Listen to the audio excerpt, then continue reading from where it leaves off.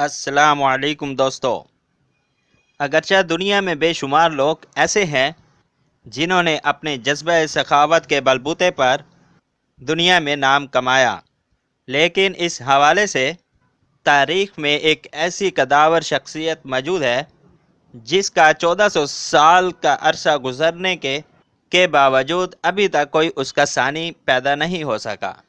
حاتم طئی کا نام جب بھی کسی کونے میں گونجے، سب سے پہلے جو تاثر پیدا ہوتا ہے وہ اس کی سخاوت کا ہے، بلکہ اگر یوں کہا جائے تو یہ بے جا نہ ہوگا۔ یہ نام سخاوت کی علامت بن چکا ہے۔ گویا سخاوت اور حاتم طئی دونوں تاریخ اور زمانۂ حال میں لازماً ضمن سمجھے جاتے ہیں۔ زمانۂ قبل اسلام میں پیدا ہونے والی اس معروف شخصیت قابل تعریف پہلو یعنی سخاوت پر مبصر بحث سے گزارش ہے نئے آنے والے ساتھی چینل کو سبسکرائب کر کے ساتھ موجود گھنٹی کے بٹن کو بھی دبا دیں۔ ناظرین گرامی، اس کی سخاوت کی ایک کہانی کے مطابق حاتم طئی کے پاس ایک دفعہ ایک معزز مہمان آیا جس کی تقریب میں اس نے اپنے مزاج کے مطابق کوئی کسر اٹھا نہ رکھی، اور بوقت رخصت جب حاتم طئی نے اپنے مہمان کی آمد کی وجہ پوچھا تو اس نے کہا، جناب میں اعلیٰ نسل کے گھوڑوں کو پالنے کا شوق رکھتا ہوں اور میرے علم میں آیا ہے آپ کے پاس ایک اعلیٰ نسل کا گھوڑا موجود ہے، تو میری درخواست ہے کہ آپ یا تو مجھے وہ بیچ دیں یا عطیہ کر دیں۔ جس پر حاتم نے سر ہاں بھرتے ہوئے کہا، کاش آپ مجھے اپنی آمد کے ساتھ ہی یہ مدعا بیان کر دیتے۔ وہ گھوڑا مجھے بہت عزیز تھا، لیکن جس وقت آپ تشریف لائے گھر میں کھانے کے لیے کچھ نہ ہونے کی وجہ سے میں نے وہی گھوڑا ذبح کر کے آپ کی دعوت کر دی، تو وہ اب دنیا میں موجود نہیں۔ ناظرین گرامی، ہمیں افسوس ہے کہ باوجود کوشش کے ہم اس کی صحیح تاریخ پیدائش تک اگرچہ نہیں پہنچ سکے، لیکن معتبر تاریخی روایات کے مطابق حاتم ابن عبداللہ، جس کا تعلق عرب کے طئی قبیلے سے تھا، سن وفات 578 عیسوی بنتا ہے، جو کہ نبی صلی اللہ علیہ وآلہ وسلم کی دنیا میں آمد سے صرف 7 سال قبل ہے۔ حاتم نہ صرف سخاوت میں اپنا ثانی نہیں رکھتا تھا بلکہ یہ اپنے عہد کا معروف شاعر بھی تھا۔ معروف صاحب رسول صلی اللہ علیہ وآلہ وسلم جناب ابی ابن حاتم اس معروف شاعر اور سخی کے صاحبزادے تھے۔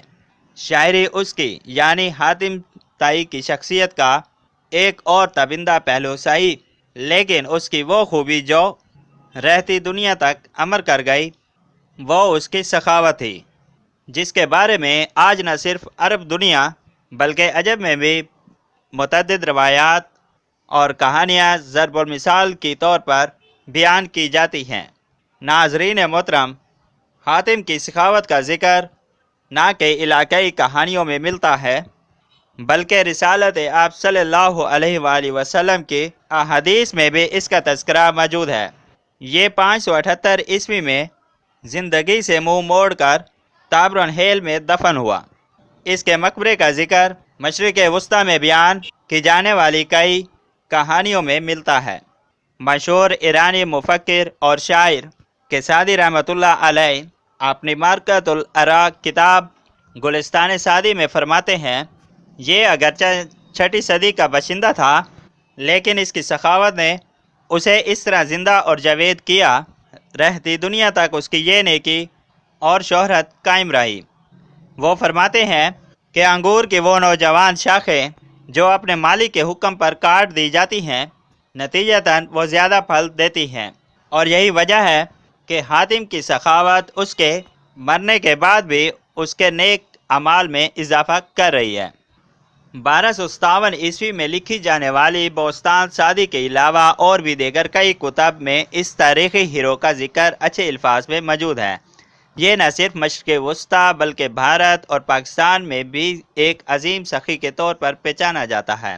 ان خطۂ ہائے ارضی کے علاوہ بھی نہ صرف دنیا کے مختلف ممالک اور زبانوں میں حاتم طئی پر متعدد کتابیں لکھی گئیں بلکہ اس کی زندگی پر کئی ٹی وی سیریلز اور فلمیں بھی بنائی گئیں۔ ناظرین گرامی، حاتم طئی کے سخاوت کے قصوں کو تفصیل سے بیان کیا جائے، شاید اس کے لیے ہمارا یہ محدود وقت ناکافی ہے۔ اس لیے مذکورہ بالا قصے کو نمونہ توش درس حوالے کو کرتے ہوئے آپ خود اس کی سخاوت کا اندازہ کر سکتے ہیں۔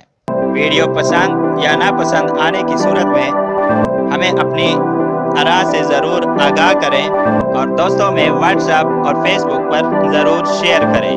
ہماری اگلی ویڈیو آنے تک اپنا اور اپنے پیاروں کا ڈھیر سارا خیال رکھیے۔ اللہ حافظ۔